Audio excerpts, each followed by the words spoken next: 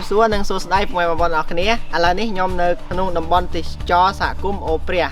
ហើយឥឡូវនេះពួកខ្ញុំកំពុងតែកាប់អាស័យដើម្បីធ្វើក្បនហើយយើងធ្វើក្បននេះគឺដើម្បីរកត្រីដាក់មងស្ទូចត្រី